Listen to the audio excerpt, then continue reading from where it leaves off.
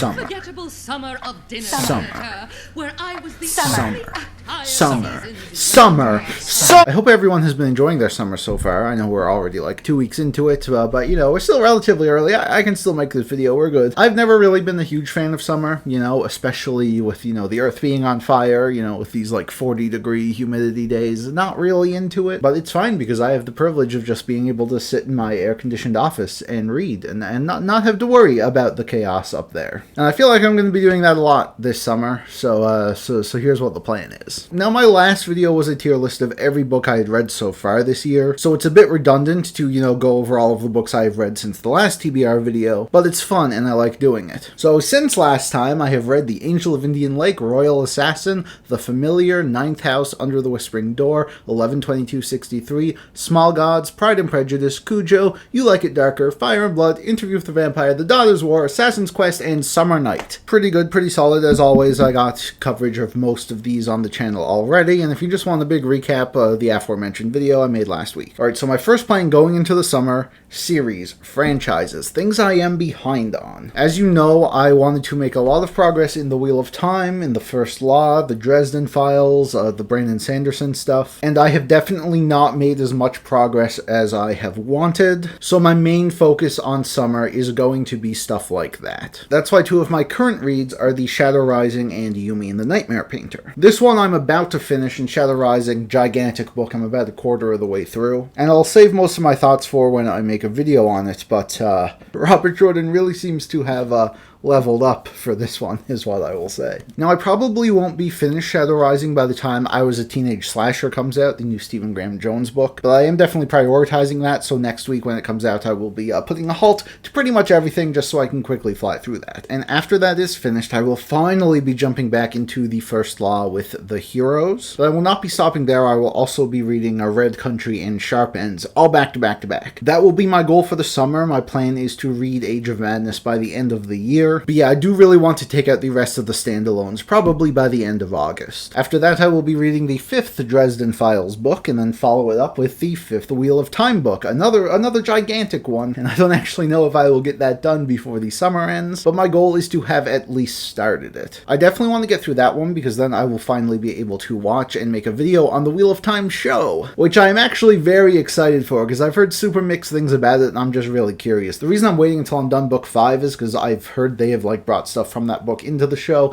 and I don't want to get spoiled, so there will for sure be a lot more Wheel of Time stuff coming. I doubt at this point I will reach my goal of having gotten through the first 10 by the end of the year, but I do want to put myself in a good position to have the whole thing finished sometime next year. Maybe before season 3 of the show comes out. I don't actually know when that comes out, but that might be something I'll look into. We'll see. As long as it's not coming out in like March or something. Now, as for the Brandon Sanderson stuff, so I'm actually going through Yumi now with an audiobook, because I still want to get through a lot of Sanderson things before Wind and Truth comes out, and, you know, I'm not finding great places to squeeze them in here. So yeah, doing that on audio. I might also do Sunlit Man that way. They're usually pretty quick books. They got good narration. I'm cool with it. But those, of course, will not be the only audiobooks I will be listening to. And once I finish Yumi, probably tonight, I will be jumping back into the world of Dungeon Crawler Carl with its second book. Very excited about that one. And then in early August, there's a new James S.A. Corey series starting up, The Mercy of the Gods. And while I am eager to eventually get into The Expanse, I figured, you know, why not just start with their new series as it comes out? And yeah, I likely will be doing that one audio as well. In fact, I think I might have already pre-ordered it. I don't actually remember. I guess I'll find out when it drops. And once those are all out of the way, I will be jumping back into the realm of the Elderlings with the Live Ship Traders. After having read the Farseer trilogy and seeing most people say that the Live Ship Traders is even better, I am so excited to get into those. I also just really love